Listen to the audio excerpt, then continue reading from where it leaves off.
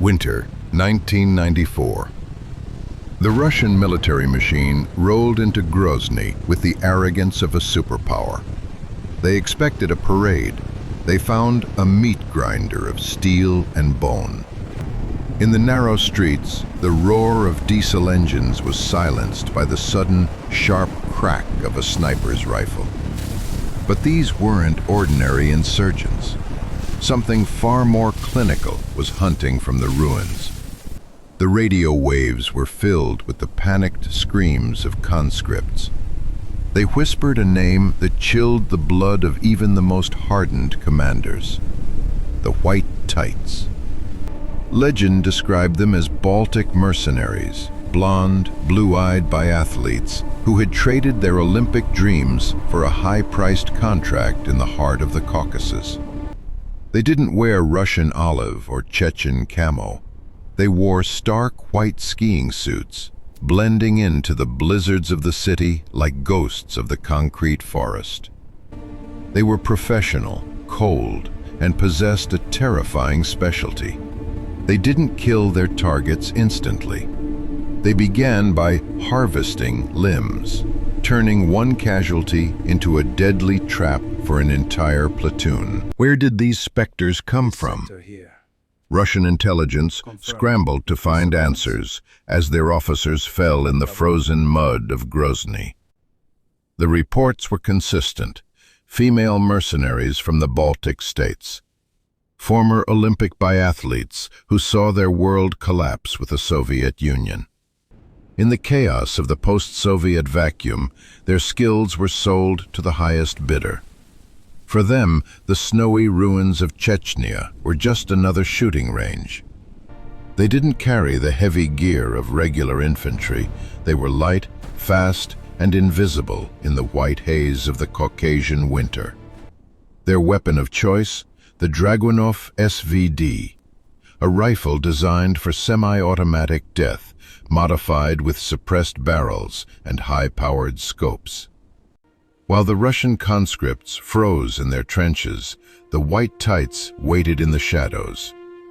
They didn't just want to kill, they wanted to send a message. The message was delivered in the most brutal way possible. They practiced a tactic that would break the soul of any army: the wounding game. They didn't aim for the head.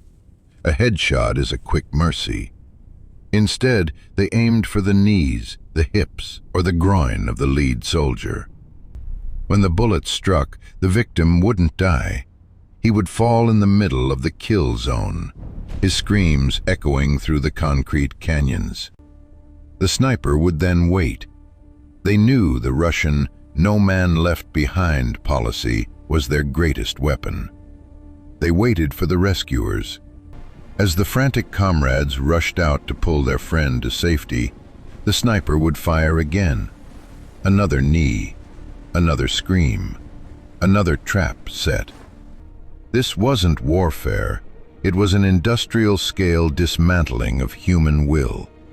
One sniper could paralyze an entire platoon for hours with just a few well-placed shots. By 1995, the city of Grozny had ceased to exist.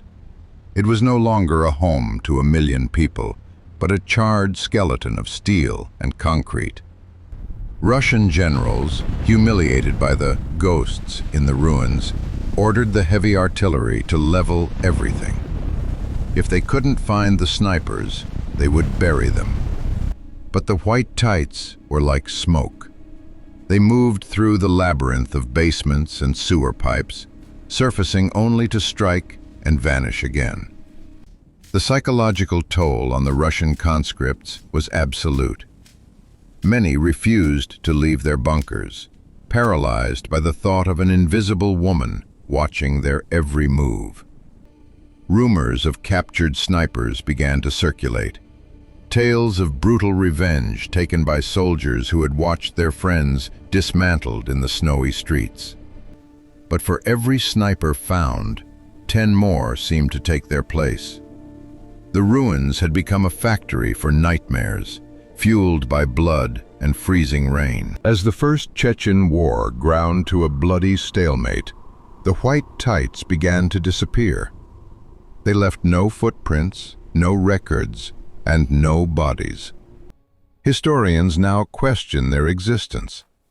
Was it all just Russian propaganda to explain why a modern army was beaten by a ragtag militia?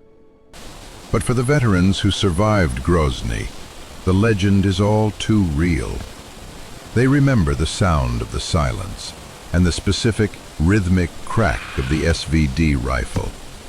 Whether they were Olympic athletes or just a collective hallucination born of terror, the white tights changed the face of urban warfare forever. They proved that in the age of high-tech satellites and smart bombs, a single person with a rifle and a cold heart can still stop an empire. The ruins have been rebuilt, the blood washed away. But the ghosts? They never truly leave.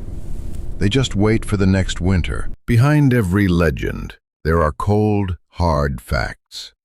These are the declassified images from the archives of the First Chechen War, the faces of a conflict that refused to follow the rules. Look at the ruins. This wasn't just a battle for territory. It was a descent into a primal type of violence, where the boundary between civilian and combatant evaporated. The white tights became the symbol of that chaos, a reminder that in the front line of the 21st century, terror has many faces, and some of them are as cold as the snow. History is raw, it's cruel, and it's often buried. But here at Frontline Raw, we dig it up. If you crave the unfiltered truth of human conflict, join our ranks. What is the most chilling war legend you've ever heard? Tell us in the comments. We read every one. Subscribe, and don't let the truth fade into the fog. See you at the next front.